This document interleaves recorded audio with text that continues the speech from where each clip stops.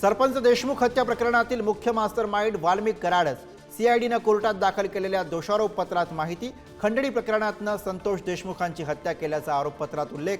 Valmik कराडस mastermind. दोषारोपपत्र दाखल होताच धनंजय मुंडेंच्या राजीनाम्याच्या मागणीला जोर। आजच मुख्यमंत्र्यांनी मुंडेंचा राजीनामा घेतला पाहिजे, दमानी यांची मागणी।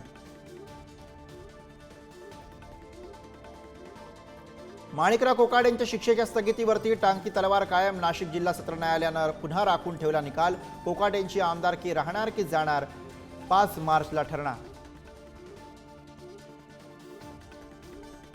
नाशिकच्या अमोगली कॅफेवर आमदार देवयानी फरांदेंचा छापा। प्रेमी जोडप्यांना 100 ते 200 रुपयात रूम दिली जात असल्याचा आरोप।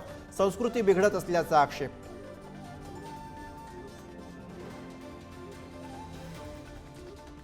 इंद्रजित सावंतांना दिलेल्या धमकी प्रकरणी प्रशांत कोरडकरला अटकपूर्व जामीन मंजूर। कोल्हापूर जिल्हा न्यायालयाकडून 11 मार्चपर्यंत अटकेपासून संरक्षण।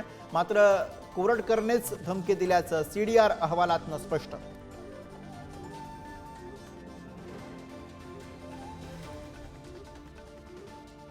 छत्रपती शिवाजी महाराजांचा अवमान करणाऱ्या राहुल सोलापूरकरवर पुणे महानगरपालिका मेहरबान। सांस्कृतिक धोरण ठरवण्यासाठीच्या समितीमध्ये सोलापूरकरचा समावेश। प्रस्ताव मान्यतेसाठी सादर।